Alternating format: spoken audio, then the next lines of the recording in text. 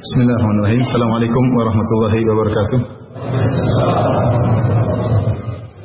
Alhamdulillah nahmaduhu wa nasta'inuhu wa nastaghfiruhu wa natubu ilayh wa na'udzu billahi min shururi anfusina wa sayyiati a'malina. May yahdihillahu fala mudilla lahu wa may yudlil fala hadiya lahu. Asyhadu an la ilaha illallah wahdahu la syarika lahu wa asyhadu anna Muhammadan 'abduhu wa rasuluhu la nabiyya ba'dahu.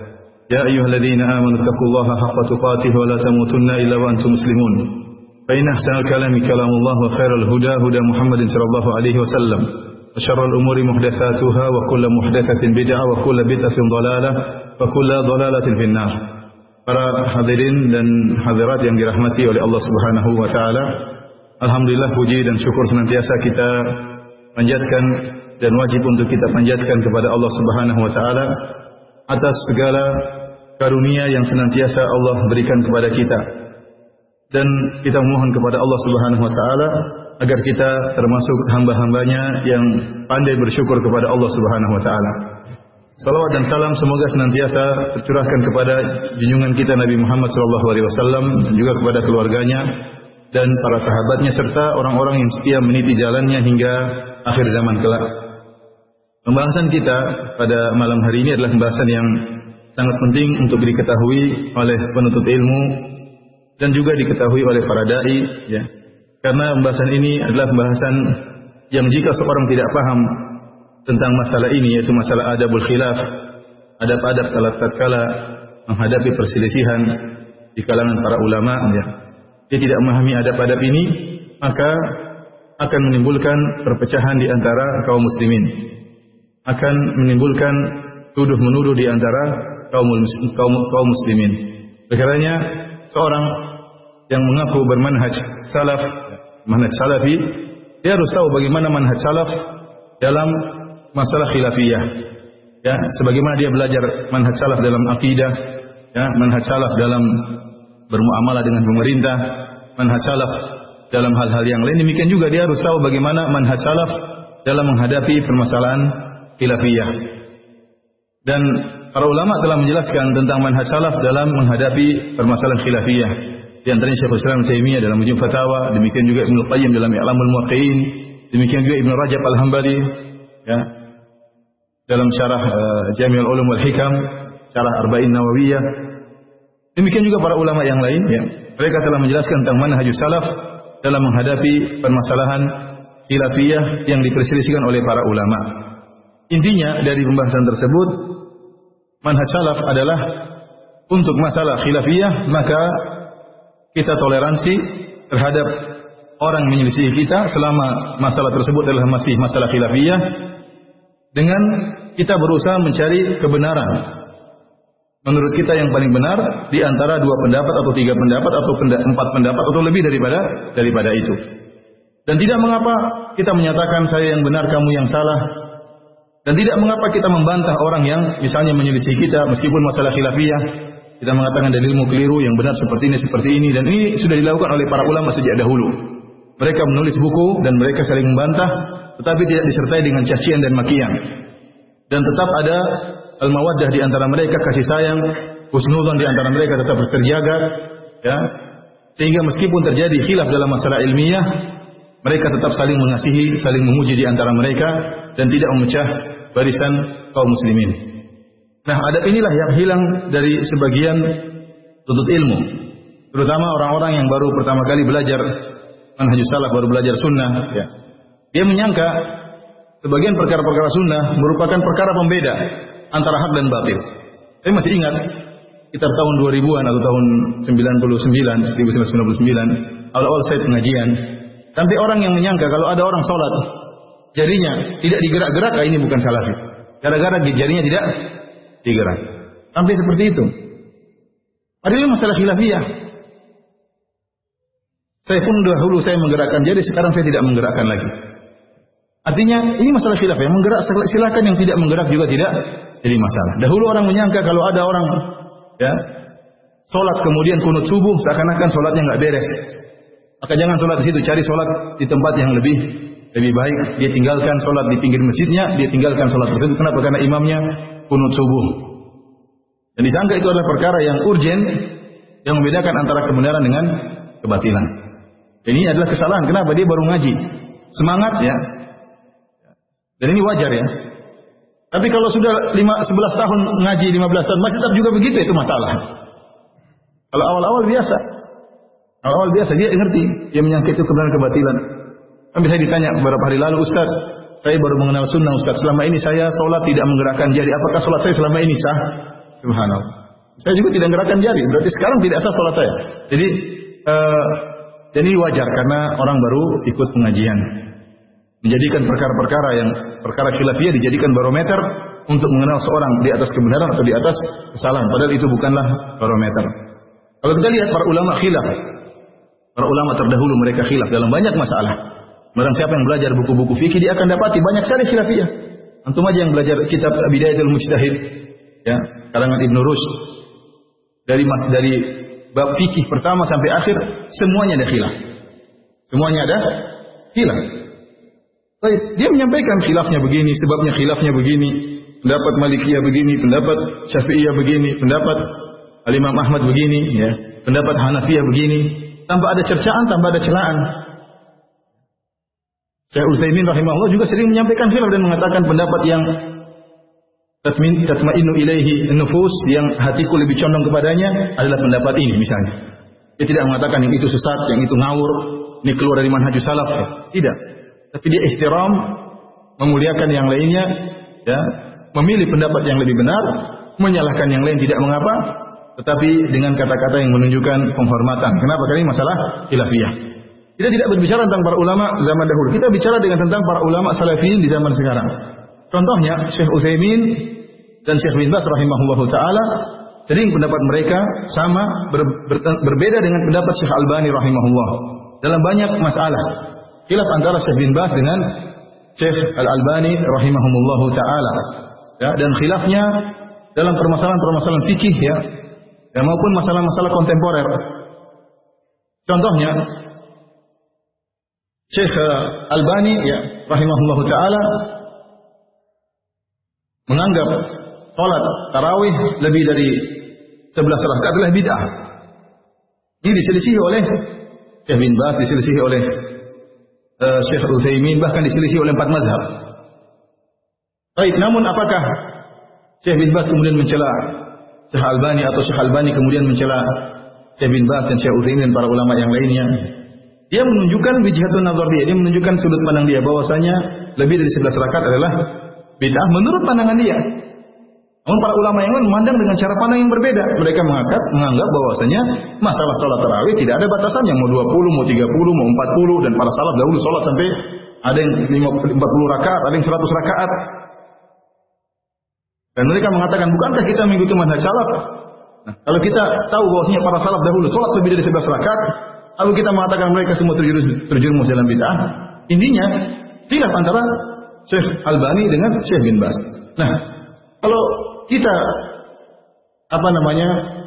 bersikeras dalam masalah ini, orang mungkin baru menuntut ilmu baru dia mengatakan, lihat, Syekh Albani mengatakan lebih dari 11 rakaat bid'ah. Nah, itu salat di sana imamnya 20 rakaat. Kalau gitu enggak boleh, tidak akan diterima salat itu. Kenapa? Karena salat bid'ah lebih dari 11 rakaat. Kalau seorang baru belajar ngaji, dia akan keras, dia menyangka bahwasanya salat tersebut tidak akan diterima. Dia tidak tahu ternyata masalah khilafiyah. Contohnya seperti Syekh Albani rahimahullahu taala berpendapat bahwasanya jual beli secara kredit adalah riba berdasarkan hadis Nabi sallallahu alaihi wasallam, man ba'a bai'ataini falahu awqasuhuma aw riba. Barang siapa yang beli dengan dua harga, maka hendaknya dia menjual dengan harga yang paling murah, kalau tidak dia terjerumus dalam riba. Syekh Albani rahimahullah berdalil dengan hadis ini bahwasanya kredit hukumnya riba. Sementara jumhur ulama mengatakan tidak mengapa, di antara Syekh bin Baz, Syekh Utsaimin dan yang lainnya. Nah, kalau seorang kencing-kencing dalam masalah ini, dia bisa menyesatkan saudaranya. Ente praktek riba, ente jual dengan kredit, ente terjerumus dalam riba, ente terjerumus dalam dosa besar. Namun tatkala seorang mengetahui ini masalah khilafiyah, maka perkaranya ringan. Seandainya permasalahan tersebut permasalahan yang ijma ulama di atasnya, perkara yang disepakati oleh para ulama, maka kita boleh kenceng, kita mengatakan hati-hati, engkau terjerumus dalam riba, karena ulama sepakat ini adalah riba. Tapi tatkala tidak tahu ini masalah khilafiyah, maka perkaranya ringan. Dia berpendapat boleh, Syekh Albani berpendapat tidak boleh. Dan Syekh Albani tidak menyesat-nyesatkan Syekh bin Baz, tidak menggoblok-goblokkan Syekh bin Baz, dan sebaliknya Syekh bin Baz juga tidak pernah menjatuhkan Syekh Albani. Kemudian juga khilaf misalnya bukan masalah sekedar teori, bahkan dalam masalah kontemporer seperti waktu Irak akan menyerang Kuwait, yang dikhawatirkan akan melanjutkan penyerangannya menuju ke Arab Saudi. Khilaf di antara Syekh bin Baz dengan Syekh Albani tentang apakah boleh meminta pertolongan kepada Amerika misalnya. Ini masalah bukan masalah sepele, ini masalah berat. Masalah antara hidup dan mati, masalah antara keselamatan jutaan nyawa kaum muslimin. Masing-masing beristihad. Syekh Albani mengatakan tidak boleh, Syekh bin Baz mengatakan apa? Boleh. Namun mereka tidak saling menghina di antara mereka. Padahal masalahnya masalah yang genting, masalah antara keselamatan nyawa atau tidak. Kalau antum berselisih dengan teman antum masalah jari gerak-gerak atau tidak, enggak ada yang mati. Mau gerak-gerak enggak, tetap aja hidup semua. Tapi kalau masalah boleh atau tidak Amerika datang membantu dalam rangka menolak penyerangan dari pihak luar, ini masalah genting. Masing-masing punya sudut pandang tersendiri. Dan ternyata mereka khilaf, mereka saling menghargai. Syekh bin Baz kalau ditanya siapakah mujaddid hadzal asr, siapakah pembaharu abad ini, maka Syekh bin Baz mengatakan Al-Albani rahimahullahu taala. Itu yang kita inginkan. Karena kalau kita ingin seluruhnya sepakat dengan kita, ini perkara yang mustahil. Pertama, siapa kita supaya orang harus semua ikut pendapat kita? Kalau Al-Imam Malik rahimahullah membiarkan muridnya Imam Syafi'i menyelisihi dia, kalau Imam Syafi'i rahimahullah membiarkan muridnya Imam Ahmad menyelisihi dia, terus ente memaksakan di orang-orang semua harus ikut pendapat ente, sementara anda siapa? Belajar sudah sejauh mana belajarnya? Kitab usul fikih sudah dikhatamkan berapa kitab usul fikih? Kitab fikih pernah enggak khatam dari awal sampai akhir? Kemudian anda memaksa orang mengikuti pendapat anda? Tentunya tidak benar seperti ini. Kecuali masalah tersebut masalah yang disepakati oleh para ulama. Maka anda boleh kencing dalam masalah ini. Tapi ini ijma', tidak boleh diselisihi. Dan ini para hadirin dan hadirat yang dirahmati oleh Allah Subhanahu wa taala, ini sebenarnya kesimpulan dari apa yang kita ingin sampaikan pada malam hari ini, bahwasanya jika kita tahu permasalahan tersebut adalah permasalahan khilafiyah, maka kita berlapang dada, kita memilih pendapat yang menurut kita lebih benar, namun kita menghargai pendapat yang lain. Oleh karenanya, kita kalau ingin tahu ini masalah khilafiyah atau tidak, maka kita harus kembali kepada buku-buku fikih klasik agar kita tahu apakah khilaf ini sudah ada sejak zaman dahulu atau tidak. Kalau ternyata khilafnya cuma khilaf dibuat-buat, tidak ada contohnya dari para ulama terdahulu, maka ini yang kita kerasi. Kenapa? Ini bisa jadi merupakan bid'ah. Kenapa tidak ada ulama yang berpendapat dengan pendapat ini? Dan para ulama terus khilaf, baik zaman dahulu sampai sekarang. Sampai sekarang para ulama juga khilaf dalam masalah-masalah kontemporer. Tapi para hadirin yang dirahmati oleh Allah Subhanahu wa taala, pada malam hari ini insyaallah saya akan menjelaskan tentang makna khilaf dan macam-macam khilaf. Al-khilaf dalam bahasa Arab artinya perselisihan.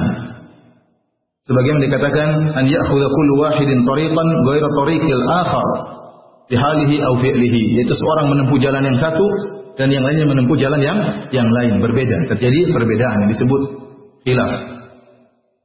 Dan khilaf yang tercela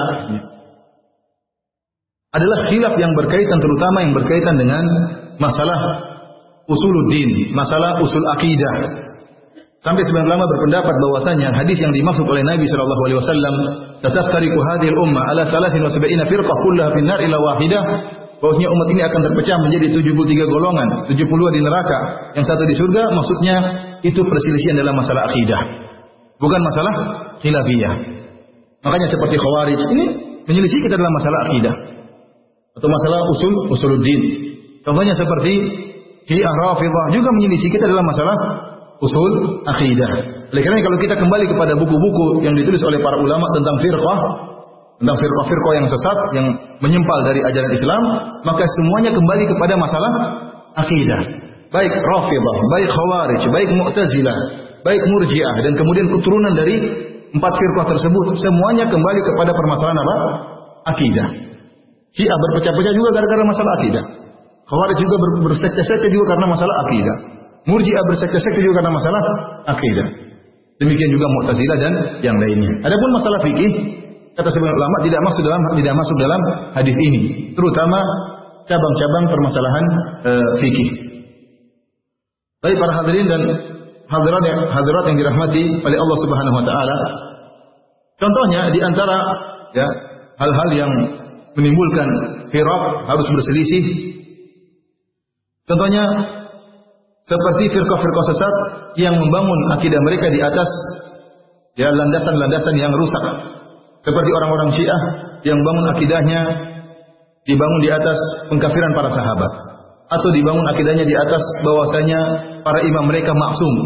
Bukan cuma Nabi SAW yang maksum, tapi para imam juga maksum. Atau seperti orang-orang sufi, yang sufi-sufi yang ekstrim, yang menjadikan sumber hukum bukan cuma Al-Quran dan Sunnah, ijma, qiyas, ya istihsan, al-istislah dan yang lainnya, tetapi mereka juga mengambil sumber hukum dari mimpi. Kemudian misalnya ada sesuatu yang turun kemudian mereka istilah-istilah mereka lah, kasyf seperti mimpi dan yang lain. Ini bukan sumber hukum dalam Islam. Berarti mereka sudah menyelisih kita dalam perkara yang usul.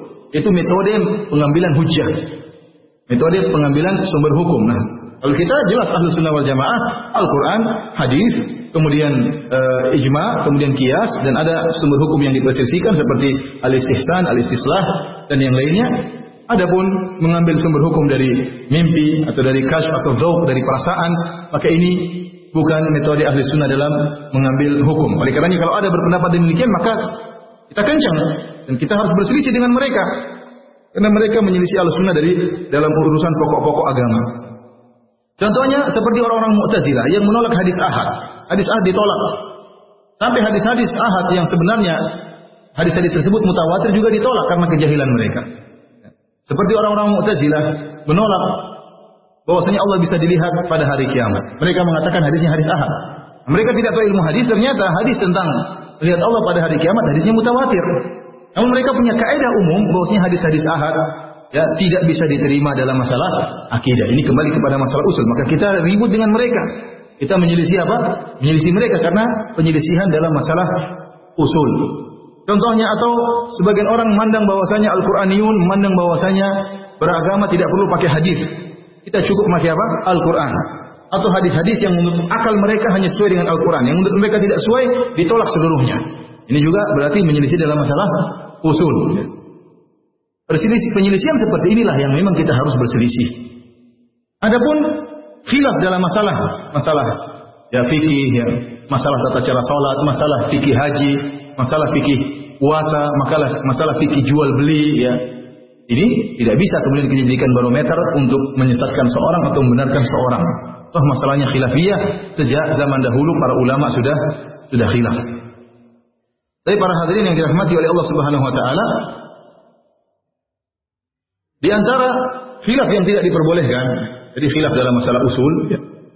Di antara khilaf yang tidak diperbolehkan adalah khilaf seorang yang dia tidak memiliki ya ahliyah, tidak memiliki tidak berkompeten untuk berbicara masalah agama, kemudian dia menyelisihi ya ulama yang misalnya berkompeten. Oleh karenanya ya ijtihad ya itu hanya boleh bagi orang yang mampu untuk dan memiliki ya, kemampuan untuk beristihad. Kalau seorang menyelisih ulama sementara dia tidak tahu apa-apa, maka tidak dianggap khilafnya, ya. Tidak dianggap khilafnya. Seperti ada ulama berfatwa sementara dia bukan ulama, kemudian dia menyelisih fatwa ulama tersebut, sementara dia tahu diri sebenarnya dia tidak memiliki kemampuan. Ya. Bahasa Arab tidak bisa misalnya, dia tidak pernah membahas fikih dari awal sampai akhir, juga tidak pernah. Dia tidak pernah membahas masalah akidah dari awal sampai akhir. Dia tidak pernah menelaah pendapat 4 mazhab misalnya. Ya. Kemudian dia tidak pernah menelaah tafsir dari awal sampai akhir. Kemudian dia menyelisih para ulama misalnya, maka ini penyelisihan dia tidak dianggap karena dia tidak punya kemampuan untuk mengambil hukum. Dan Rasulullah SAW bersabda dalam hadisnya, al-qudhatu thalathatun, hakim itu ada 3, qadiyani fin nar wa qadin fil jannah, 2 hakim di neraka dan 1 di surga. Fa amma alladhi fil jannati farajulun farajulun alima faqadha bihi. Adapun yang di surga adalah seorang yang memiliki ilmu kemudian dia berhukum dengan ilmunya. Wa amma alladhani fin nar, adapun yang 2 hakim di neraka, farajulun qadha lin-nasi ala jahlin, yaitu seorang yang berhukum mencetuskan hukum kepada masyarakat sementara dia di atas kejahilan. Wa rajulun 'alimal haqqa wa qada bi khilafihi. Dan seorang mengetahui kebenaran namun dia berhukum berlawanan dengan kebenaran yang sudah dia ketahui tersebut. Intinya Rasulullah mengatakan, ya, rajulun qada lin-nasi 'ala jahlin. Itu seorang hakim yang dia berhukum tanpa ilmu, ya. Maka di atas kejahilan, maka dia di neraka jahanam. Baik para hadirin Allah Subhanahu wa taala, kita lihat ternyata para salaf dahulu juga khilaf. Al-Imam Ibnu Qayyim rahimahullah menyebutkan dalam kitabnya Shawa'iqul Mursalah, dia menyebutkan para salaf tidak khilaf dalam usulul akidah. Dalam pokok-pokok dasar-dasar akidah mereka tidak khilaf. Dalam usul masalah asma wa sifat mereka tidak khilaf. Dalam usul masalah tauhid uluhiyah mereka tidak khilaf. Tetapi ada sebagian furu'ul akidah, cabang-cabang akidah yang mereka khilaf di kalangan para salaf. Timbul khilaf di kalangan mereka. Contohnya, dan ini disebut oleh Syekhul Islam Taimiyah dalam Majmu' Fatawa jilid 28. Contoh-contoh bagaimana para salaf dahulu mereka khilaf bahkan dalam permasalahan cabang-cabang akidah. Contohnya seperti dulu salaf, para sahabat khilaf tentang apakah Nabi sallallahu alaihi wasallam waktu bermi'raj naik ke langit ketujuh, apakah dengan ruhnya, dengan jasadnya, atau cuma ruhnya saja. Khilaf di kalangan para salaf.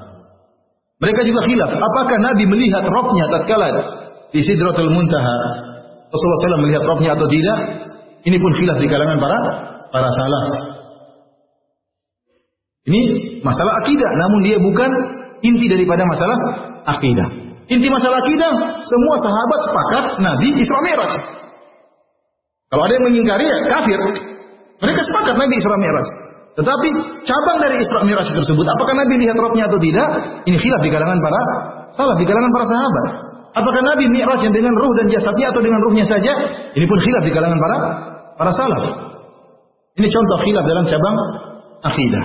Contohnya dalam cabang masalah akidah uluhiyah, tauhid al-uluhiyah. Sebagian salaf khilaf tentang masalah jimat yang murni dari Al-Qur'an. Sebagian mengatakan haram secara mutlak, sebagian mengatakan boleh kalau itu murni dari Al-Qur'an. Kita ternyata juga mereka khilaf dalam masalah cabang-cabang akidah. Meskipun kita mengatakan yang benar adalah diharamkan secara mutlak. Dan kenyataannya sekarang orang pakai jimat tidak murni dari Al-Quran, tercampur dengan perkara yang haram. Terkadang ditulis Al-Quran namun di atas misalnya kulit hewan yang mungkin bangkai, atau ditulis dengan darah. Terkadang ditambah dengan jampi-jampi, ditambah dengan mantra-mantra, ada gambar kotak-kotaknya, ada bulat-bulatnya, ada angka-angkanya. Ini kenyataan yang ada. Namun kita tahu ternyata ada khilaf di kalangan para salaf dalam cabang-cabang akidah. Ini kalau permasalahan cabang-cabang akidah mereka khilaf, bagaimana lagi dengan masalah fikih? Kalau antum lihat buku-buku fikih, antum mendapati ternyata para salaf dahulu khilaf juga. Makanya dalam masalah tertentu, ini satu masalah. Oh ternyata sebagian salaf berpendapat demikian, sebagian salaf berpendapat demikian. Contoh sederhana, masalah seorang lelaki kalau tersentuh dengan wanita yang boleh dia nikahi atau sudah dia nikahi, istrinya atau wanita yang boleh dia nikahi. Adapun bersentuhan dengan adiknya, dengan ibunya enggak jadi masalah ya. Tetapi bersentuhan dengan istrinya misalnya, ini bukan boleh dia nikahi, sudah dia nikahi. Kemudian juga misalnya bersentuhan dengan wanita yang tidak dia kenal, yang bukan mahramnya, apakah membatalkan wudu atau tidak? Khilaf di kalangan para ulama. Al-Imam Syafi'i mengatakan batal. Gurunya Imam Malik mengatakan tidak batal. Ternyata kita telusuri para sahabat khilaf. Kalau tidak salah Umar bin Khattab berpendapat batal. Ibnu Abbas mengatakan tidak batal. Ya, Ibnu Abbas mengatakan tidak batal. Dia membawakan makna aula mastumun nisa, atau kau menyentuh wanita, lam di situ maksudnya adalah jima, bukan hanya sekedar menyentuh. Dan Allah dalam beberapa ayat dalam Al-Qur'an memberi takbir ungkapan jima dengan sentuhan. Min qabli an tamassuhunna, sebelum kalian menyentuhnya, maksudnya sebelum kalian menjimainya. Aula mastumun nisa, sebelum kalian menyentuhnya, maksudnya atau kalian menjimanya. Sementara sebagian sahabat yang lain berpendapat sentuhan sudah membatalkan apa? Batalkan wudu. Permasalahan ini, ya, kalau kita mau ribut, jadi ribut. Terutama tatkala di Mekah. Orang tatkala umrah, jadi masalah besar ini. Kita bilang tidak batal. Misalnya sebagian ulama Syafi'iyah kencang, atau ustaz-ustaz yang bermadzhab Syafi'i kencang, ustaz, Anda sesatkan. Anda membolehkan orang tawaf tanpa bersuci. Berarti Anda telah membatalkan banyak orang yang apa? Yang tawaf. Tawafnya tidak sah semuanya. Ini kalau mau kencing-kencingan. Tapi kalau kita tahu ini masalah khilafiyah, maka perkaranya ringan. Maksud saya, para ulama khilaf, para sahabat juga khilaf, terutama masalah fikih. Maka kita berlapang dada dalam masalah yang diperselisihkan oleh para ulama. Baik, para hadirin yang Allah Subhanahu wa taala, ini khilaf yang diperbolehkan, dikenal oleh para ulama dengan khilaf mu'tabar, khilaf yang diakui. Apa yang dimaksud dengan khilaf yang mu'tabar? Adalah khilaf yang masing-masing punya dalil, bukan kosong dari dalil sama sekali. Masing-masing punya cara memandang, ya, mengambil pendalilan. Dan bagaimana kita mengetahui khilaf ini adalah khilaf yang mu'tabar, ya, atau tidak? Maka seorang harus menelaah kitab-kitab fikih klasik. Dia lihat apakah ini khilaf atau bukan. Sejak dahulu khilaf atau tidak, ya. Kalau ternyata sejak dahulu khilaf, maka dia harus berlapang dada. Dia boleh memilih dan dia boleh menyalahkan yang lain, tapi mencela, mencaci, maki ini tidak diperbolehkan. Berarti dia tidak beradab dengan adab khilaf dan dia telah melepaskan manhaj salaf dalam masalah khilafiyah. Saya katakan tadi, sebagaimana manhaj salaf ada dalam masalah akidah, manhaj salaf dalam bermuamalah dengan pemerintah, demikian juga ada manhaj salaf dalam bermuamalah dengan masalah-masalah khilafiyah. Ya.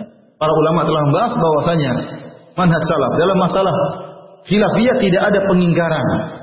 Tidak boleh kalian mengatakan ini sesat, ini ngawur, ini ahlul bid'ah gara-gara masalah khilafiyah. Gara-gara masalah khilafiyah. Baik, para hadirin Allah Subhanahu wa taala, ya. Yang sedih kita lihat sekarang, terkadang masalah khilaf gara-gara masalah fikih, masalah sederhana. Sebagian ahlu sunnah ribut sudah hampir 15 tahun, lebih bahkan. Gara-gara cuma masalah apakah kita boleh menerima sumbangan dari sebuah yayasan yang dipermasalahkan. Baik, ini bukan masalah akidah. Ini khilaf, masalah sepele seperti ini khilaf. Kemudian sampai ribut, ya. Sampai seorang menceraikan istrinya. Sampai seorang tidak bicara dengan bapaknya. Sampai sahabat akhirnya terpisah gara-gara dua sahabat dahulu dekat, gara-gara yang satu berpendapat tidak boleh, satunya boleh, akhirnya ribut. Saya pernah ditelepon beberapa tahun lalu. Ustaz Firanda dari Indonesia telepon. Ada apa? Jadi Ustaz, istri saya dibawa lari. Siapa yang bawa lari? Istri anak-anak saya dibawa lari oleh ipar-ipar saya. Kenapa? Karena saya baca buku Ustaz. Buang aja buku saya daripada istrimu dibawa lari. Artinya dia tidak mau menyesatkan saya. Masa terus subhanallah, masa gara-gara seperti itu, ya? Istrinya dibawa lari sama, ini dari mana seperti itu? Siapa yang berfatwa demikian suruh bawa istrimu? Apakah sejauh itu bahayanya? Ini bukan masalah akidah, masalah. Jangankan orang ahlul bid'ah, ya. Ini pun ahlul bid'ahnya masih diperselisihkan. Ahlul bid'ah atau tidak, para ulama khilaf dan banyak ulama mengatakan mereka bukan ahlul bid'ah yang memberikan sumbangan tersebut. Bahkan orang kafir kalau kasih sumbangan kita terima selama tidak ada syaratnya. Rasulullah SAW menerima hadiah dari Muqawqis. Rasulullah SAW menerima hadiah dari Raja Nasrani dari Mesir, dikasih hadiah, Rasulullah SAW terima. Dan ini pernah ditanyakan langsung kepada Syekh Shalih Al Fauzan tentang masalah ini. Aneh maksud saya, kalau masalah sederhana seperti ini, khilaf sampai 15 tahun, sampai gontong-gontongkan, sampai sesat menyesatkan, ya. Bagaimana? Padahal akidahnya sama, ya. Cara metode ininya sama, tapi masalah gini tidak bisa terima, ya. Ini sebenarnya bukan masalah ilmiah, tapi masalah hati. Bukan masalah ilmiah, tapi masalah apa? Masalah hati. Baru-baru ini juga masalah memilih. Ya, ramai atau tidak? Ramai. Qadarullah, ya. Qadarullah khilaf di kalangan ustaz, ya. Kita ingin satu suara, namun qadarullah cara pandang berbeda. Ya, kita bilang masalah khilaf masing-masing punya cara pandang. Yang masing-masing juga punya dalil, satunya mengharamkan, satunya membolehkan. Dan kita boleh menyatakan itu salah, yang benar seperti ini. Gak jadi masalah. Firanda salah, gak jadi masalah. Tapi kalau Firanda ngawur, Ustaz ABG, ini jadi masalah.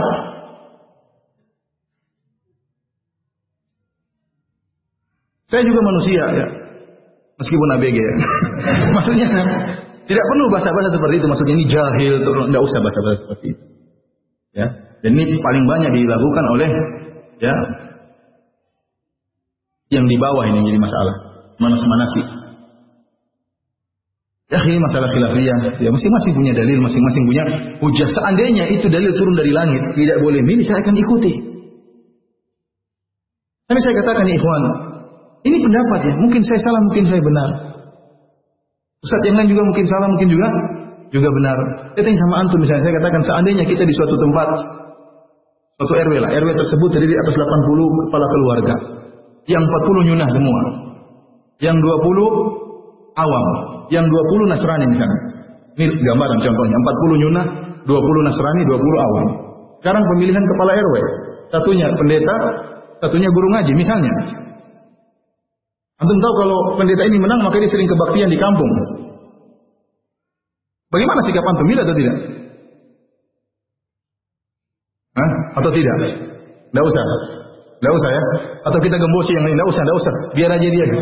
Sehingga akhirnya 60 semua nggak ada yang milih, tinggal 20 yang milih. Nah, selain yang naik, setelah itu kita marah-marah. Kenapa? Karena ada kebaktian loh. Kan saya sudah terpilih oleh kalian. Bagi saya maksud saya, ini logika sederhana. Maksudnya saya juga punya dalil. Yang lain mengharamkan juga punya dalil. Dia mengatakan percuma kita milih, tidak ada faedahnya. Misalnya, kita hargai. Kita hargai. Tidak boleh juga kita mencela yang lainnya. Tidak boleh. Maksud saya khilaf itu wajar. Tetapi jangan sampai mencela dan mencaci maki. Dan saya ingatkan kepada murid-murid. Jangan menjadi namang. Tukang adu domba di antara apa? Ustaz. Hati-hati. Dosanya gede. Dosanya gede. Kenapa? Kalau ustaz sudah khilaf, yang dibawa pasti ikut-ikutan. Ya. Kalau ustaznya sudah kasar, istilah orang, kalau guru kencing berdiri, muridnya kencing sambil berlari. Pasti lebih kasar. Maka jangan dia memacu, dia berusaha meredamkan khilaf di antara para ustaz. Karena syaitan ingin memecah belah di antara ustaz. Contoh, saya beri contoh kecil tentang bagaimana seorang jadi namam, tukang mengadu domba.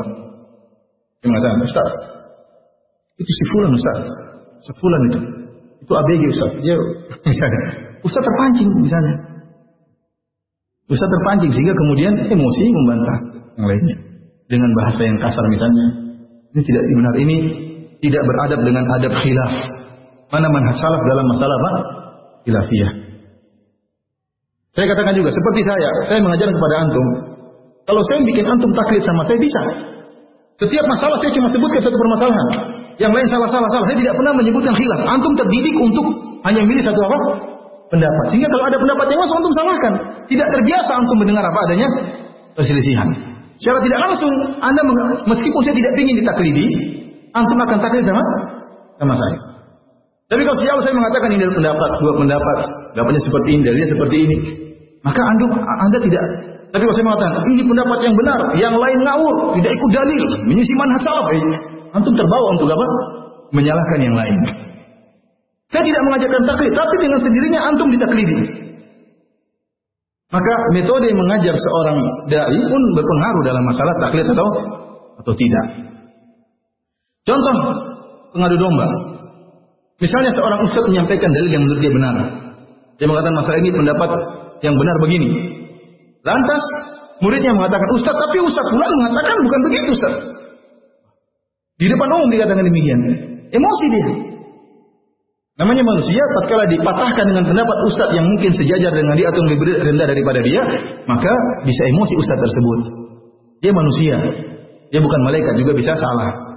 Bayangkan, misalnya saya menyampaikan pendapat yang benar masalah ini adalah seperti ini. Terus ada yang mengatakan, Ustaz, Firanda enggak. Tapi Ustaz Fulan mengatakan itu keliru, itu ngawur Ustaz, yang benar begini. Mungkin saya emosi bilang, dia belajar di mana? Saya bisa saja menjatuhkan dia. Emang dia belajar di mana? Pernah belajar buku apa sama ulama? Mau menyelisih saya, misalnya. Secara tidak langsung Anda menjadikan saya berkelahi dengan ustaz yang lain. Tapi kalau Anda bilang, Ustaz, bagaimana dengan pendapat yang lain? Dalilnya seperti ini. Ustaz ini dia emosi. Tapi kalau Anda menyebutkan nama ustaz yang lain, ini ribut berarti. Maka jangan Anda menjadi tukang adu domba di antara ustaz. Atau sekarang Anda mengatakan, Ustaz, tapi Ibnu Taimiyah mengatakan demikian. Nah, dia tidak berani lawan Ibnu Taimiyah. Paham? Tapi kalau sesama level, masalah nanti. Timbul apa? Ributan. Maka di antara adab, jangan seperti itu. Jangan kita patahkan pendapat ustaz dengan menyebut nama ustaz yang lain. Antum harus menjaga diri. Meskipun ustaznya mengatakan, siapa berpendapat demikian? Antum jangan terpancing. Adalah ustaz, pokoknya ada. Antum jangan sebutkan namanya. Nanti namanya manusia dan setan ingin mengelomba di antara para duat. Kita tahu masing-masing duat ya, mereka punya ya kemuliaan dan mereka punya jasa yang harus kita hargai, dan manusia tidak luput dari kesalahan. Dan saya ingatkan sekali lagi, jangan sampai murid-murid menjadi pemicu perpecahan di antara dai. Kalau ada yang mulai memicu-micu, mulai manas-manasin, tinggalkan orang tersebut. Ente tidak beradab bilang gitu. Ente tidak beradab dengan manhaj salaf. Ente bukan tidak di atas manhaj salaf seperti ini. Langsung ditegur. Ente belajar manhaj salaf dalam masalah adab, masalah khilaf. Ini bukan adab yang benar. Kenapa? Karena cara-cara seperti ini ya menimbulkan perpecahan. Tapi para hadirin yang Subhanahu wa taala, di sana ada khilaf-khilaf yang tidak boleh ditoleransi. Apa saja khilaf-khilaf yang tidak boleh toleransi? Pertama, khilafun syadz. Khilaf yang syadz namanya khilaf yang tidak dianggap. Khilaf yang tidak dianggap. Dan ini meskipun ada sebagian salaf yang berpendapat, namun dia disebut dengan zallatul alim, yaitu kesalahan seorang ulama, karena tidak ada yang maksum. Contohnya kita dapati sebagian ulama, sebagian salaf, ada yang bolehkan berhubungan dengan wanita lewat dubur, ada. Yang mengatakan ini ada mana ada salaf yang bolehkan seperti ini. Kemudian kita mengatakan berarti boleh. Oh enggak, ini khilaf syah kata para ulama. Namanya dia keliru, maka kita jangan mencari kekeliruannya. Contohnya ada sebagian salaf, tabi'in atau sahabat, tabi'in kalau tidak salah atau yang lain, intinya salaf yang bolehkan nikah mut'ah, ada. Tidak sampai kepada dia dalil tentang pengharaman nikah mut'ah. Maka jangan seorang mengatakan tuh, salaf juga ada yang bolehkan, berarti saya boleh dong nikah mut'ah, enggak boleh. Ini namanya khilaf yang syah. Contohnya sebagian ulama Hanafiyah berpendapat tentang bolehnya seorang minum nabid. Nabid itu asir, apa namanya, jus. Jus yang dibuat dari sebagian buah, kemudian mengalami proses fermentasi sehingga muncul alkohol, ya, kalau diminum enak. Ada nabid, ya, nabid jus tadi yang melalui proses fermentasi, ada yang terbuat dari anggur, ada yang terbuat dari beras, ada yang terbuat dari korma, ada yang terbuat dari gandum, ya. Nah, jumhur ulama berpendapat seluruhnya diharamkan. Ya. Kalau sudah menjadi khamar, seluruhnya diharamkan. Tetapi mazhab Hanafiyah mengatakan yang haram cuma yang dari anggur. Yang dari anggur. Adapun selain dari anggur, kalau diminum selama tidak sampai teler, tidak apa-apa. Ada bir, oh ini bir gandum, oh tidak apa-apa selama tidak teler. Ini pendapat yang keliru. Ini tidak dianggap. Ini khilaf yang syadz. Khilaf yang syadz, keliru.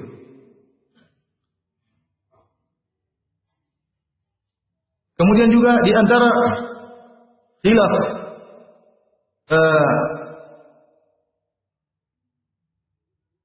yang tidak ada toleransi, misalnya khilaf yang diada-adakan, yang dahulu para ulama tidak khilaf. Saya boleh contohkan misalnya masalah tahlilan. Tahlilan itu ya dengan metode yang ada sekarang ini, ya, ternyata para ulama dahulu mengingkari, bahkan ulama Syafi'iyah. Kemudian datang orang sekarang, orang belakangan mengatakan boleh. Kenapa? Agar kita tidak ribut dengan tradisi. Toh para ulama Syafi'iyah hanya mengatakan makruh.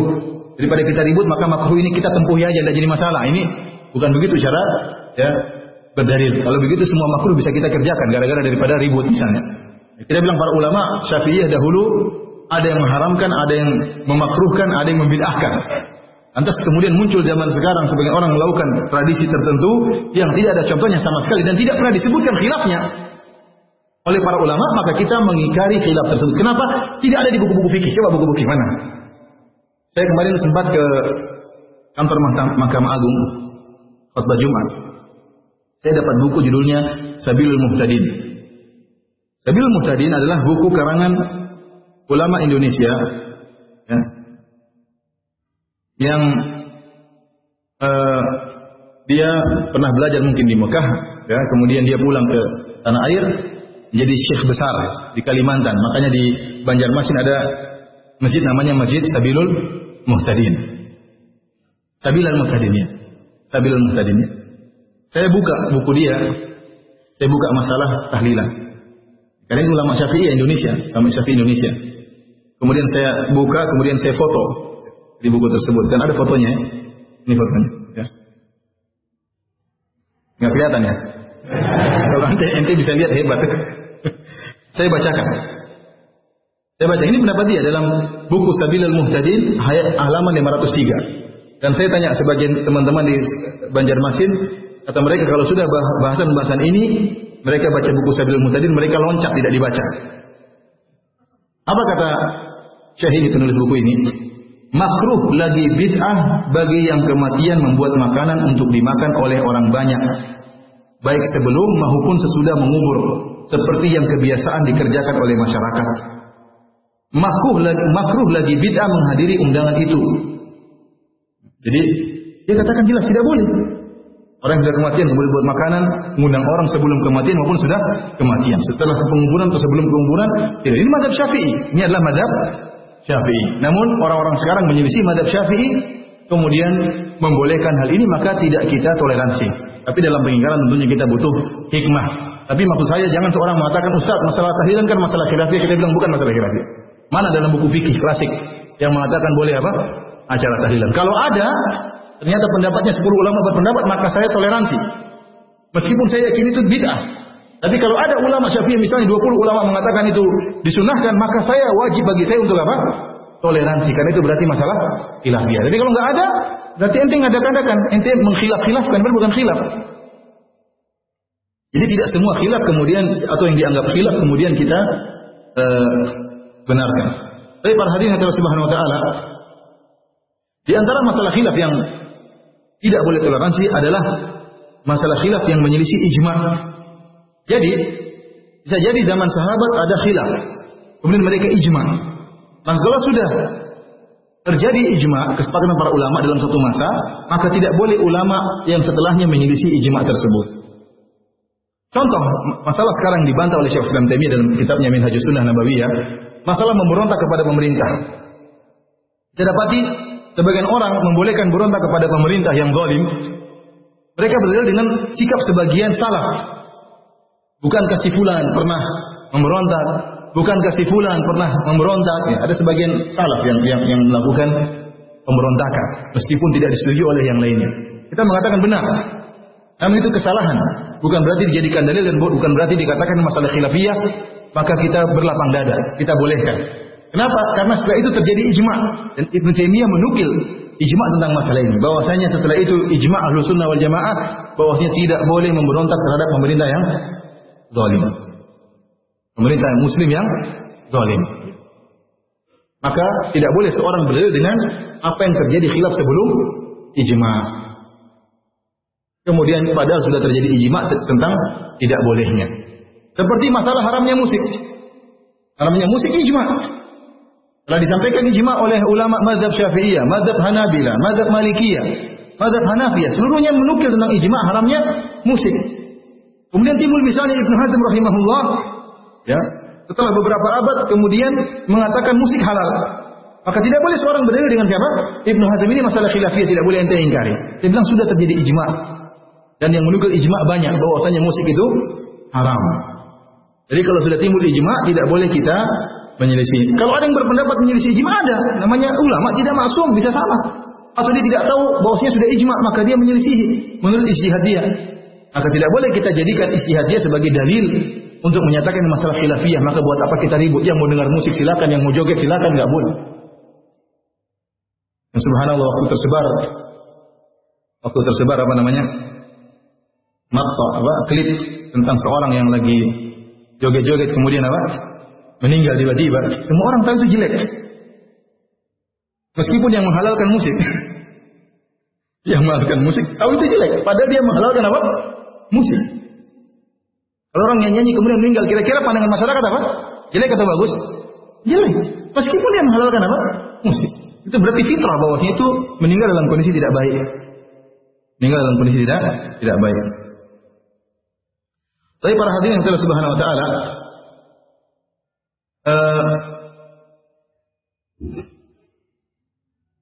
kita akan sebutkan ya, perkataan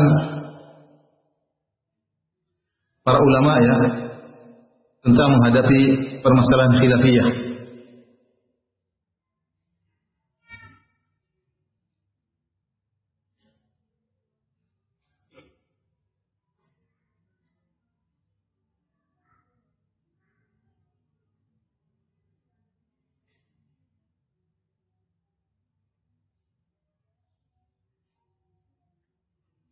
Di antaranya perkataan Yahya bin Sa'id Al-Ansari rahimahullah. Beliau berkata, ma bariha ulul fatwa yakhtalifun fayuhillu hadza wa yuharrimu hadza. Fala yara al-muharrimu anna al-muhilla halak li tahlilihi wa la yara al-muhillu anna al-muharrima halak li tahrimihi. Dalam kitab Jami' Bayanil Ilm, ini 2 halaman 80. Yahya bin Sa'id Al-Ansari mengatakan, dan terus para pemberi fatwa khilaf, mereka senantiasa khilaf. Maka yang satu menghalalkan, yang satu mengharamkan, kontradiktif. Satu menghalalkan, satunya mengharamkan. Maka yang mengharamkan tidak menyatakan bahwasanya yang menghalalkan binasa atau sesat. Yang mengharamkan tidak memandang yang menghalalkan binasa, dan sebaliknya yang menghalalkan juga tidak memandang yang mengharamkan apa telah binasa. Kenapa? Karena ini masalah khilafiyah. Demikian juga misalnya Qatadah As-Sadusi, seorang tabi'in ya. Dia punya kesalahan. Dia memandang punya pemikiran Qadariyah. Apa itu pemikiran Qadariyah? Yaitu dia memandang bahwasanya ini masalah takdir ya, bahwasanya sebagian perkara ini di luar kehendak Allah Subhanahu wa taala. Tujuan dia baik ya. Dia tidak ingin menyatakan bahwasanya Allah menghendaki kemaksiatan. Nah, kalau ada orang melakukan maksiat, maka ini bukan kehendak Allah Subhanahu wa taala. Dan ini kesalahan fatal dalam masalah akidah.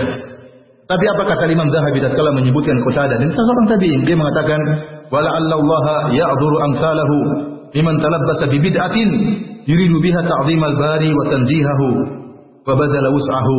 Dan semoga Allah Subhanahu wa taala memberi uzur terhadap orang-orang seperti ini yang masih tercampur dengan bid'ah, sementara dia melakukan bid'ah tersebut dalam rangka untuk mengagungkan Allah Subhanahu wa taala dan untuk mensucikan Allah dari perkara-perkara yang buruk. Tidak kafir sawabuhu, kalau dia dikenal memiliki banyak kebaikan.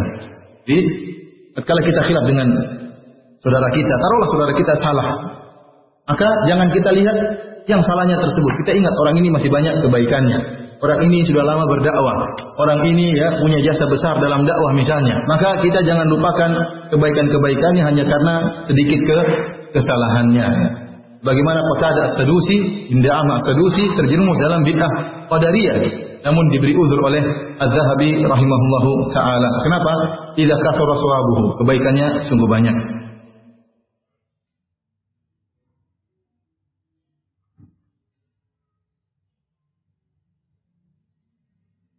Yunus As-Sadafi berkata, "Ma ra'aitu aqala min asy-Syafi'i." Aku tidak pernah melihat seorang yang lebih berakal daripada Imam Syafi'i.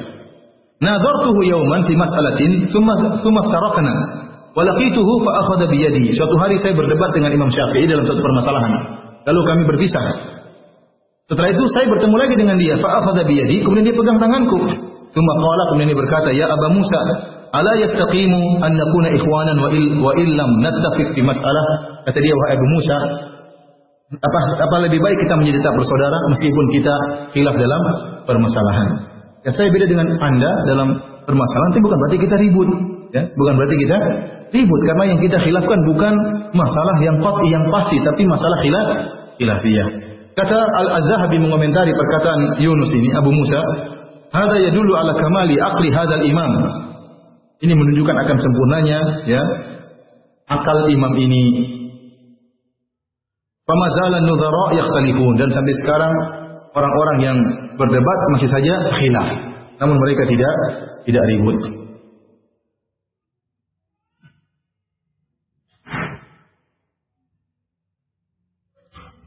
Baik, para hadirin Allah Subhanahu wa taala, terakhir ya, belum kita buka tanya jawab ya. Selain adab yang telah kita sebutkan, hadirin yang dirahmati oleh Subhanahu wa taala, kita lanjutkan ya. Nanti kita tunda salatnya, ini baru kita buka tanya jawab ya. Yang terakhir saya sampaikan bahwasanya khilaf tidak akan pernah habis ya. Ini sudah takdir Allah, kita lihat khilaf akan terus ada, terutama masalah-masalah fikih. Kenapa? Karena cara pandang berbeda. Orang belajar sama guru yang lain, yang ini gurunya cuma 1, ini gurunya 5, ini gurunya 10, maka cara pandangnya berbeda. Saya katakan tadi, kalau Imam Malik tidak marah sama Imam Syafi'i tatkala Imam Syafi'i menyelisihi dia, Imam Syafi'i pun tidak marah, tidak ngamuk tatkala Imam Ahmad ya menyelisih dia, padahal muridnya sendiri ya. Maka bagaimana dengan kita yang jauh dari mereka? Siapakah kita kalau kita memaksa orang mengikuti pendapat kita? Kita ini siapa? Kita ini siapa? Kalau Imam Syafi'i, Imam Malik yang luar biasa ilmunya, tidak boleh untuk ditaklidi dan tidak pantas untuk ditaklidi. Bagaimana dengan kita yang penuh dengan kekurangan, yang ilmu kita pas-pasan, hafalan Quran goyang, atau tidak hafal Al-Quran, ya, hafalan hadis juga goyang, bahasa Arab nggak beres. Ya. Kemudian kita ingin orang taklid sama kita ini siapa? Karena saya katakan antum sebagai audiens ya, jangan memperkeruh suasana ya. Bikin suasana itu baik di antara para dai, karena terkadang terjadi perselisihan di antara dai gara-gara murid-murid yang mengompori. Antum menanggung dosanya kalau antum mengompori. Jangan bertanya tentang masalah-masalah yang menimbulkan perselisihan dan pertikaian atau membuat mancing emosi orang ustaz dan yang lainnya ya. Jadi kita husnuzan kepada saudara kita selama ini masalah khilaf yang khilafiyah, ternyata banyak ulama juga berpendapat boleh dan sebagian ulama berpendapat tidak boleh. Maka ini masalah khilafiyah, sebagaimana para ulama tersebut tidak ribut, kenapa kita mesti ribut? Kita husnuzan, bahwasanya saudara kita juga ingin kebaikan. Jangan kita tuduh dia itu berpendapat demikian karena dia ikut hawa nafsu. Dia berpendapat demikian karena dikasih duit misalnya. Jangan, tidak boleh. Tidak boleh kita bersuudzon atau mengajari ya orang lain untuk suudzon kepada orang yang menyelisih kita. Tapi kita berusaha menenangkan permasalahan, dan kita berusaha mempererat ya di antara kaum muslimin. Kata Allah Subhanahu wa taala, "Wa qul li ibadi yaqulu allati hi ahsan, inna syaitana yanzagu bainahum." Sampaikanlah kepada hamba-hambaku, wa qul li ibadi, sampaikanlah kepada hamba-hambaku yaqulu allati hi ahsan, hendaknya mereka mengucap perkataan yang baik. Di antara mereka, kenapa? Inna syaitana yanzagu bainahum. Sungguhnya setan mengadu domba di antara mereka ya. Dalam hadis yang sahih Rasulullah SAW mengatakan, "Inna syaitana qad ayisa an ya'budahul musallun fi jaziratil Arab walakin fi tahrishi bainahum." Bahwasanya setan sudah putus asa untuk disembah oleh orang-orang yang salat di Arab, jazirah Arab, tetapi dia tidak pernah putus asa untuk mengadu domba di antara kita. Ini sudah sedikit. Jumlah kita sedikit dibandingkan orang-orang yang tidak berpemahaman seperti kita. Maka yang sedikit ini kita jaga, saling mengasihi, ruhama'u bainahum, saling mengasihi di antara yang lain, saling husnudzan, saling beri udzur kepada yang lain, ya. Kalau sudah sedikit ribut lagi terus bagaimana, ya? Sudah sedikit tidak saling salaman, tidak saling menyapa, ya. Saling gontok-gontokan, saling cari-cari kesalahan, terus bagaimana? Mana firman Allah tentang ya orang-orang beriman, ruhama'u bainahum, mereka saling mengasihi di antara mereka. Maka beri uzur kepada saudara. Amalkan hadis-hadis Nabi SAW tentang jangan suudzon, ya. Amalkan hadis tersebut, ya. Jangan mengucapkan senyum kepada saudaramu adalah sedekah.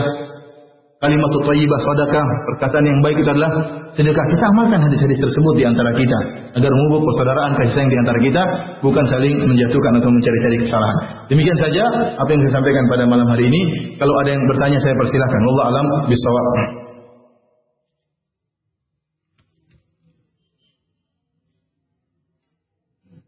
Bagaimana tentang khilaf kontemporer? Kita tahu khilaf kontemporer adalah masalah-masalah yang terjadi di zaman sekarang yang di zaman dahulu para salaf tidak ada.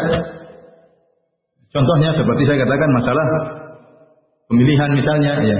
Ada khilaf, para ulama khilaf tentang masalah ini. Mayoritas ulama membolehkan sekedar memilih, sekedar apa? Memilih, ya. Ulama mengatakan tidak boleh. Maka ini masalah kontemporer, ya. Atau seperti model-model jual beli zaman sekarang yang dahulu tidak ada. Sekarang bentuk-bentuk riba bermacam-macam. Ternyata ada masalah yang diperselisihkan oleh para ulama, ya. Zaman sekarang masalah kontemporer yang dahulu mungkin belum pernah dibahas oleh para ulama dahulu, hanya saja mereka memasang kaidah-kaidah yang dari kaidah-kaidah tersebut para ulama sekarang mengambil istimbat hukum untuk menentukan hukum suatu permasalahan. Ini namanya perkara-perkara kontemporer yang terjadi di zaman sekarang.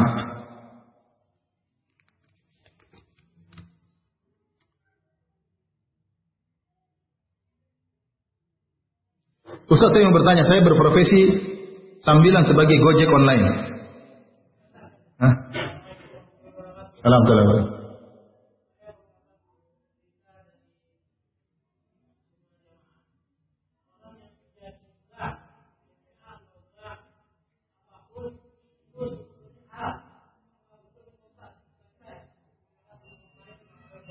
Waalaikumsalam warahmatullahi wabarakatuh. Sebentar Pak ya, saya jawab dulu ini. Saya berprofesi sambilan sebagai Gojek online. Setiap membawa penumpang kadang-kadang wanita karena tidak bisa milih-milih. Yang saya mau tanyakan, apakah boleh hukumnya kerja jadi Gojek online menurut Ustaz? Ya kalau yang diajak laki-laki tidak jadi masalah. Yang jadi perempuan masalah ya. Kita banyak istighfar kepada Allah Subhanahu wa taala. Jangan nanti halalkan ini masalah gimana? Kalau nanti punya, sekarang kondisi tidak sama dengan Namanya seperti gitu. Sekarang mau kerja di kantor, ikhtilat laki-laki perempuan, masa kita bilang tidak boleh kerja di kantor ya? Repot, kondisinya sekarang susah untuk dihindari. Ya. Tidak naik bis juga ikhtilat, tidak boleh naik bis, tidak boleh naik apa namanya? Busway. Pasti ikhtilat atau tidak? Pasti ikhtilat. Maka saya bilang ente banyak istighfar. Atau ente buat peraturan laki-laki tidak mau saya terima. Bilang sama bos, pokoknya kalau online perempuan saya tidak mau. Kalau ente bisa seperti itu, maka wajib bagi ente untuk memilih bahwa saya hanya boleh lelaki. Kecuali kalau ternyata namanya, misalnya apa namanya, namanya perempuan, tapi ternyata namanya laki-laki, tapi ternyata apa? Perempuan, itu masalah. Saya pernah kejadian, ada seorang dari televisi ingin ketemu saya di Madinah. Namanya Rinto. Aduh, saya sebut namanya lagi, astagfirullah. Intinya maksudnya namanya lagi. Kemudian SMS di mana? Saya bilang ini, ternyata Mbak Rinto. Namanya perempuan ya, saya tidak bisa lagi gimana ya. Artinya kalau Anda bisa memilah-milih antara laki-laki dan perempuan, maka hukumnya wajib. Kalau tidak bisa ya banyak istighfar kepada Allah Subhanahu wa taala. Kalau Anda punya kerjaan cukup, tidak perlu ya sudah, tidak perlu.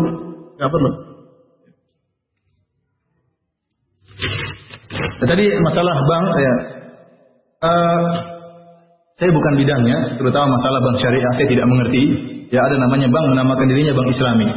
Ya, saya tidak mengerti secara detail tentang kegiatan-kegiatan yang mereka lakukan. Apakah benar-benar Islami ataukah tercampur ada kegiatan riba dan kegiatan Islami.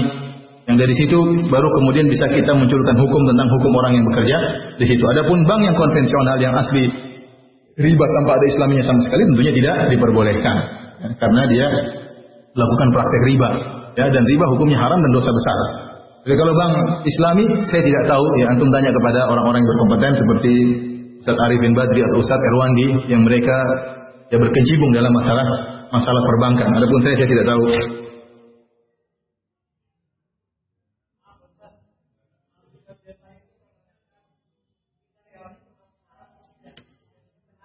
Apanya? Yang bekerja di bank konvensional itu apakah haram atau tidak? Karyawannya. Kalau orang kerja di tempat prostitusi haram atau tidak? Bagian kasirnya haram. Sama dengan riba. Rasulullah mengatakan, Jabir mengatakan, la'ana Rasulullah SAW akila riba wa mukilahu wa katibahu wa syahidaihi wa qalahum sawa. Rasulullah SAW melaknat pemakan riba wa mukilahu dan nasabah yang memberikan keuntungan kepada rentenir tersebut. Kemudian yang pencatatnya. Kemudian yang mempersaksikannya. Dan Rasulullah SAW mengatakan semuanya sama. Semua yang ikut membantu terjadinya proses tersebut maka terkena getahnya.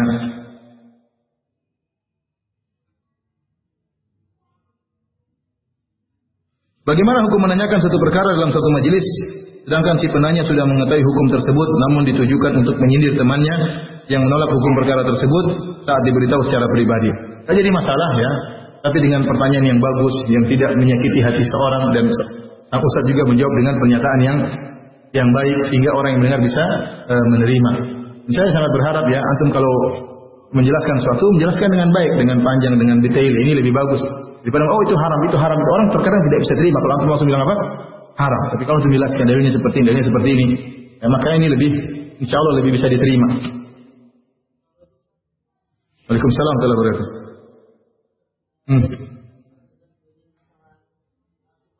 Masalah apa?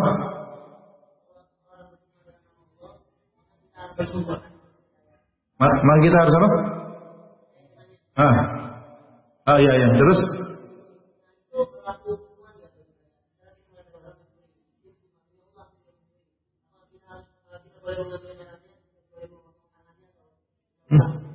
Antum bawa pisau potong tangan. Iya, kalau sudah ada apa namanya ketangkap basah misalnya, ya, ketangkap basah. Kemudian kita lihat dia mengambil harta orang lain, ya, maka kita serahkan kepada polisi atau pihak yang berwajib, ya. Jadi pernyataan seperti itu kalau orang sudah bersumpah harus kita benarkan. Maksudnya orang yang terbiasa jujur, ya, orang yang tidak kita ketahui suka dusta. Tapi kalau kita temukan pencuri di tempat gelap-gelap ini biasanya apa? Pencuri. Jadi maksud saya, kalau orang sudah bersumpah dengan Allah maka wajib bagi kita untuk apa? Membenarkan. Meskipun mungkin penglihatan kita keliru, menurut kita dia tidak benar, tapi orang ini biasanya apa? jujur, maka wajib bagi kita untuk membenarkan perkataan dia. Tapi kalau ada orang yang tidak jelas, tidak diketahui kejujurannya, dan dia berada di tempat-tempat yang menimbulkan kecurigaan, maka kalau dia pun bersumber harus diperiksa. Apalagi ada barang orang yang diambil kemudaratan, maka harus diperiksa. Jadi tentang masalah tadi dibawakan kepada orang-orang yang biasanya jujur, maka kalau dia bersumber harus kita benarkan.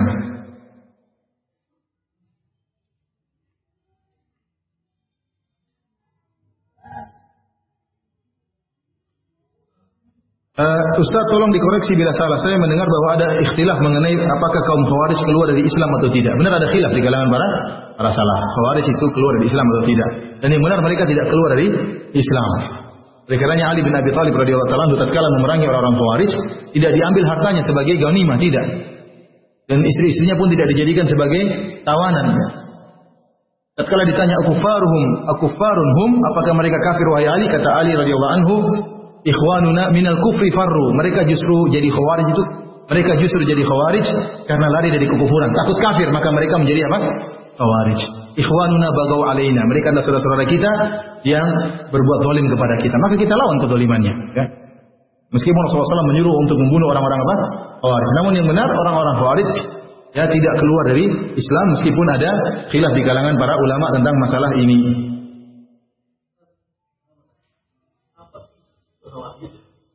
Apakah ISIS itu Khawarij? Ya. Sebagian banyak ulama sekarang mulai berani untuk menyatakan ISIS itu apa? Khawarij. Dan itu ijtihad mereka. Kenapa? Karena sifat-sifat. Jadi ada hadis menunjukkan Khawarij selalu muncul di setiap zaman. Jadi ada hadis-hadis yang menunjukkan Khawarij itu apa? Akan muncul setiap zaman sampai keluarnya Dajjal. Dia akan muncul terus. Nah sekarang ISIS sudah muncul. Dia Khawarij itu bukan? Banyak ulama mengatakan mereka apa? Khawarij. Kenapa? Karena sifat-sifat Khawarij yang Rasulullah SAW sebutkan nempel pada mereka. Pertama, Rasulullah SAW mengatakan sufaha'u ahlam, hudatsa'u asnan. Mereka diantaranya anak-anak muda. Diantaranya mereka adalah orang-orang yang bodoh. Oleh karenanya tidak ada orang ISIS yang dikenal sebagai ulama. Antum tahu, cari coba, apakah ada orang ISIS yang dulu pernah punya karya ilmiah, yang punya buku-buku ilmiah tentang bidang fikih, akidah? Enggak ada. Tahu-tahu muncul anak-anak muda. Anak muda, dan ini cocok dengan sabda Nabi sallallahu alaihi wasallam. Kemudian yaqtulunal muslimin wa yad'una ahlal authan. Mereka bunuh kaum muslimin dan mereka membiarkan penyembah apa? Berhala. Ini mereka lakukan benar, yang dibunuh kaum muslimin. Sementara Syiah mereka tidak perangi. Intinya banyak orang-orang kafir tidak mereka perangi. Dari situ kita hargai dan pendapat banyak ulama. Saya bukan mengatakan satu dua, banyak ulama, terutama tatkala semakin jelas pemikiran mereka. Mereka beristihad dan mengatakan bahwasanya ISIS adalah termasuk dari Khawarij. Ya. Karena sifat-sifat Khawarij yang disebut oleh Nabi SAW terdapat pada mereka. Maka para ulama mengatakan jangan sekali-sekali ya kita kemudian berusaha membela mereka. Karena bahaya. Ya, seperti saya katakan di Arab Saudi ya. Ada seorang yang bunuh sepupunya sendiri dan dia rekam videonya, dia mengatakan saya telah berbaiat kepada Abu Bakar Al-Baghdadi. Ini sepupu saya adalah pengikut Ali Saud, kerajaan Saudi. Ini adalah munafik, dibunuh, ditembak. Dibunuh dan dia rekam. Kemudian dia apa? Sebarin, dia bangga. Ya, subhanallah, sampai seperti itu. Ya. Mereka mudah mengkafirkan, seperti kejadian di Arab Saudi juga, bom di masjid. Bayangkan, ini bom masjid tentara. Sampai berapa yang meninggal? Banyak sekali yang meninggal, puluhan yang meninggal. Padahal itu mereka sedang sholat. Jadi dibom tatkala sedang apa? Sedang sholat. Bagi mereka ini kafir semua meskipun sholat. Sehingga Quran berlumuran darah. Tapi waktu saya nonton wawancara, imamnya berkata, imamnya tidak meninggal waktu itu, bomnya di belakang. Jadi banyak yang meninggal sementara mereka rakaat keempat kalau nggak salah.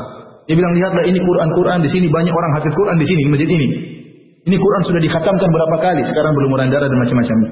Terus Anda kemudian husnudzon kepada orang-orang seperti ini, oh nggak apa-apa, mereka juga beristihad, mereka juga. Ya sudah, kalau mereka bunuh ente gimana? Untuk keluarga ente? Husnudzon tidak pada tempatnya. Husnudzon tidak pada tempatnya. Sementara para ulama sudah memvonis.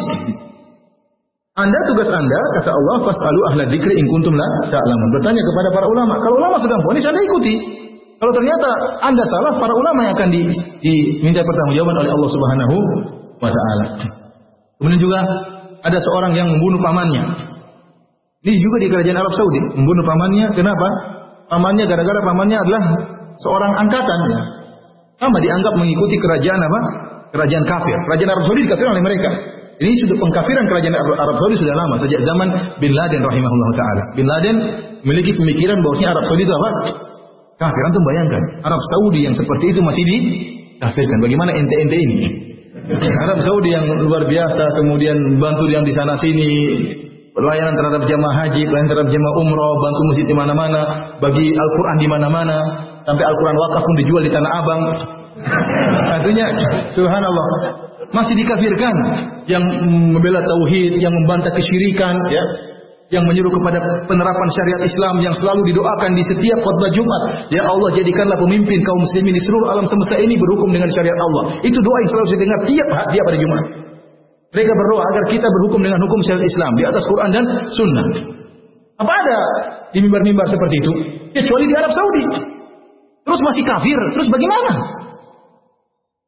Kekurangan pasti ada kekurangannya. Saya tidak mengatakan Arab Saudi apa sempurna, tapi demikian maksud saya. Pemikiran pengkafiran itu sudah ada sejak zaman Bin Laden. Kemudian Bin Laden rahimahullah hancur, timbullah ISIS. ISIS lebih parah daripada Al-Qaeda. Dia telur dari Al-Qaeda, lebih parah. Sehingga banyak takfiri yang juga menyesatkan mereka karena sudah terlalu parah takfirinya. Padahal sama-sama takfiri. Jadi mereka sepakat mengkafirkan Arab Saudi, tapi takfiri ini mengkafirkan apa? Atau menyesatkan mereka apa? Karena saking parah apa? Takfirinya. Dan kalau sesama takfiri sudah menyesatkan dia, apalagi kita ya. Ini takfirnya yang menyesatkan dia. Oleh karena perhatian Allah Subhanahu wa taala, saya katakan sekarang ini banyak ulama terutama di Arab Saudi dengan ijtihad mereka, dan mereka lebih dekat dengan terjadinya kasus, artinya ISIS lebih dekat daripada Arab Saudi daripada Indonesia, lebih dekat kan? Mereka lebih tahu informasi lebih akurat, ya. Tidak perlu pakai media sosial, tentunya mereka punya intel-intel yang mengetahui kejadian yang sesungguhnya. Oleh karenanya banyak ulama berfatwa bahwasanya mereka adalah khawarij. Mereka adalah khawarij karena ciri-ciri khawarij ada pada mereka. Wallahu a'lam bishawab.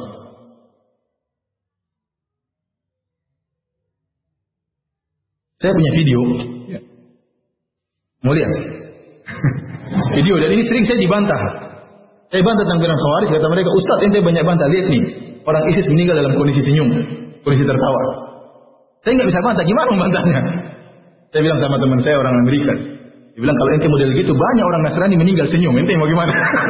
Terus ternyata dikirim berikutnya itu sekedar tipuan. Coba sini siapa orang Arab satu sini, saya tunjukkan. Hah? Siapa? Sini, saya tunjukkan videonya. Ya, bentar ya.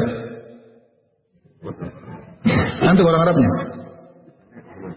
Tapi nggak bisa bahasa Arab katanya. Kasihan banyak orang Arab nggak bisa bahasa Arab, kasihan. Ini lihat ya. Ini fotonya. Ternyata ini penipuan. Enggak, dia bikin video. Bentar, dibongkar ya. Ini foto. Jadi berpose seakan-akan berakting meninggal dalam kondisi apa? Tertawa. Padahal acting. Kebongkar ya. Orang nggak tahu dari mana. Maksud saya ya, terkadang kalau sudah ada seperti itu dalil sudah hilang. Ya, dalil sudah hilang. Terus saya bilang, saya kirim teman saya orang Amerika ketahui lagi. Kalau ente mau seperti ini, pendeta meninggal senyum juga ada. Terus kemudian jadi benar menyembah Nabi Isa. Oleh karena perhatian Allah Subhanahu wa taala, saya lebih condong kepada pendapat para ulama yang bersihad dan mengatakan mereka ya khawarij atau minimal berpemikiran dengan pemikiran apa? Khawarij. Dan kita selama saya hidup saya tidak pernah bertemu dengan orang-orang takfir yang seganas mereka. Subhanallah. Ganas sekali, tinggal tembak-tembak, bunuh sana, bunuh sini. Mengerikan. Maka para ulama mengatakan jangan sekali-sekali husnuzon sama mereka. Anda berhusnuzon seakan-akan Anda membantu pemikiran mereka. Jangan. Tegas terhadap mereka. Sampai para ulama menyebarkan, kalau ada di Arab Saudi, kalau ada anak Anda yang kemudian mulai laporkan kepada polisi. Kenapa? Sebentar lagi dia akan ngebom. Dia ngebom di mana? Ngebomnya di masjid. Ngebomnya di masjid yang dibunuh orang-orang yang sedang sholat, yang baca. Kenapa? Menurut dia kafir semua. Menurut dia kafir semua, dan kebanyakan anak muda yang tidak pernah belajar. Dan benar, sufaha'u al-asnan, hudathaul asnan, anak-anak muda.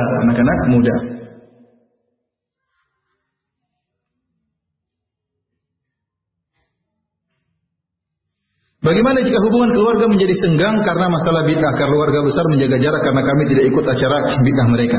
Saya katakan, kalau mereka menjaga jarak, kita berusaha mendekat.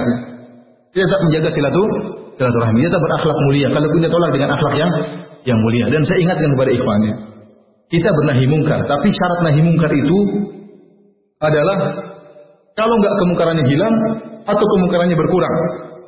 Tapi kalau kemungkarannya semakin parah, maka itu tidak boleh, hukumnya haram. Dan kita ingat bahwasanya bernahi mungkar itu tidak mesti kemungkarannya hilang. Dengan berkurangnya kemungkaran itu sudah bernahi mungkar. Kalau Anda ingin dakwah ibu harus begini, langsung ya tidak bisa. Dengan bertahap. Maka saya katakan kalau ada orang mengikuti kita atau mengenal sunnah meskipun 5%, itu lebih baik daripada tidak sama sekali. Dia mau ikut 10%, alhamdulillah. Mau ikut 70%, alhamdulillah. Mau ikut 5% tidak jadi masalah. Tidak jadi masalah ya. Yang penting dia ada perubahan dari menjadi lebih baik. Baik, ada lagi yang bertanya? Apa sudah selesai? Waalaikumsalam warahmatullahi wabarakatuh.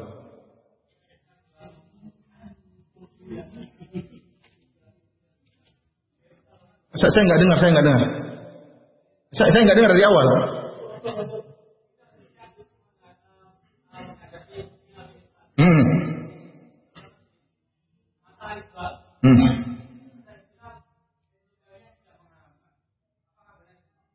Saya tidak tahu kalau Ibnu Taimiyah tidak mengharamkan, tapi masalah isbal secara umum khilafiyah.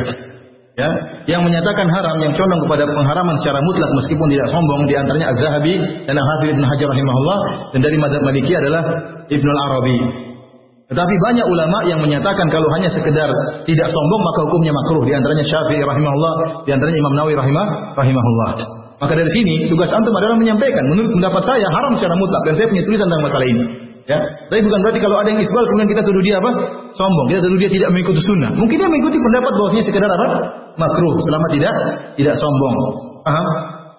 Jadi antum boleh menyampaikan, namun antum jangan mandang dengan sinis. Gara-gara dia isbal. Seakan-akan sudah dibawa level antum ya. Padahal dia selalu berbakti sama orang tua, antum enggak pernah telepon orang tua. Mau saya, antum boleh menyampaikan ya, enggak baik diangkat. Bisa aja. Ini makruh ya kan, makruh lebih bagus ditinggalkan.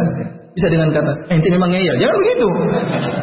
Seperti itu. Jadi jangan menjadikan sesuatu yang bukan barometer menjadi barometer.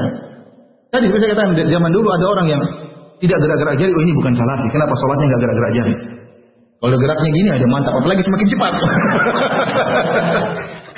Semakin mantap salafinya. Padahal bukan begitu. Jadi kalau kita mengenal masalah khilafiyah, kita lebih longgar dan kita lebih beri uzur kepada saudara kita. Kalau enggak kita bawaannya suudzon, ya. Kita mulai ikut hawa nafsu, macam-macam. Makanya seorang belajar dan belajar. Tapi terakhir, Waalaikumsalam warahmatullahi wabarakatuh. Katakan dengan Natal dan Tahun Baru ini, kebetulan kita ini kan dari Kalimantan. Jadi kebetulan keluarga itu semua muslim. Jadi boleh kita membantu menyumbangkan untuk beli salib. Ya, beli membantu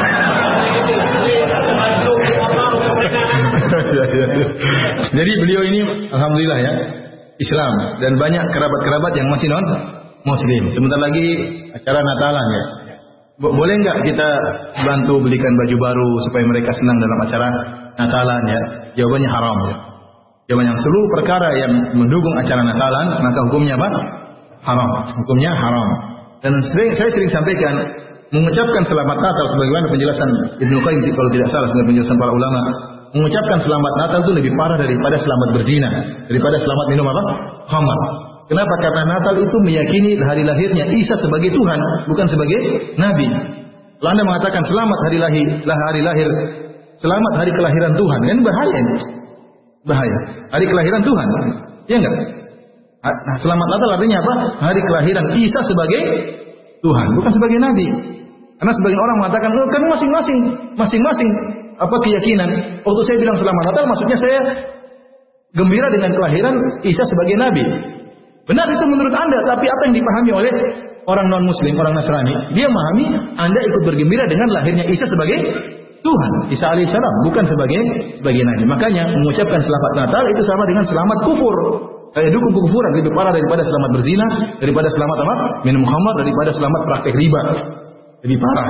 Maka seorang, dan masih banyak yang tidak mengerjakan hal ini, maka seorang menjauhi segala perkara yang berkaitan dengan nakalan. Kita baik kepada mereka dalam yang lainnya. Maka anda terkadang kita dihantui dengan ketakutan.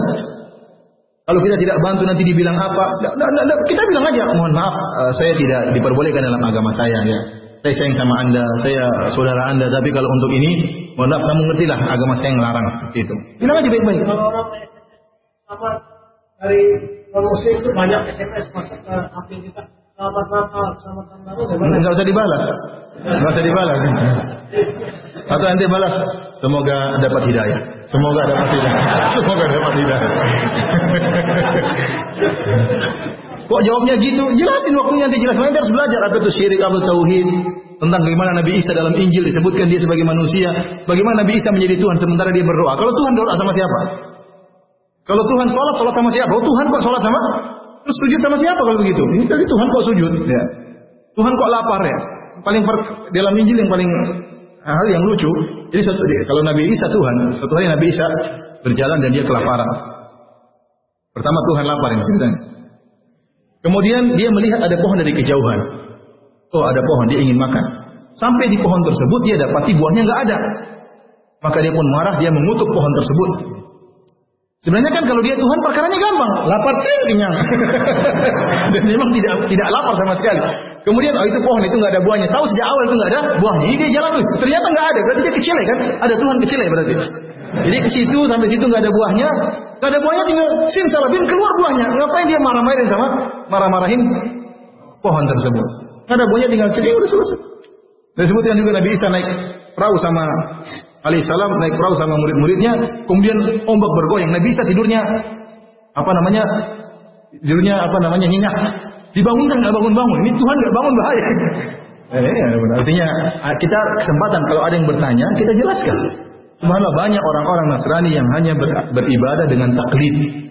Mereka hanya ikut-ikutan. Kalau ada kesempatan dialog aja, paling tidak bikin syubhat dari kepala mereka. Bilang ini bukan masalah khilafiyah, bilang.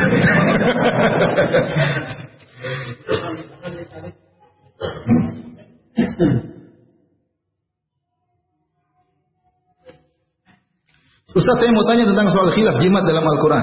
Yang khilaf saya katakan jimat dari Al-Quran adalah jimat yang murni tertulis dengan apa? Al-Quran. Ini pendapat sebagian sahabat. Namun kebanyakan sahabat mereka mengatakan haram secara mutlak. Ya. Yang jadi masalah sekarang, ya, dalil-dalil yang menunjukkan haram secara mutlak lebih kuat. Ya.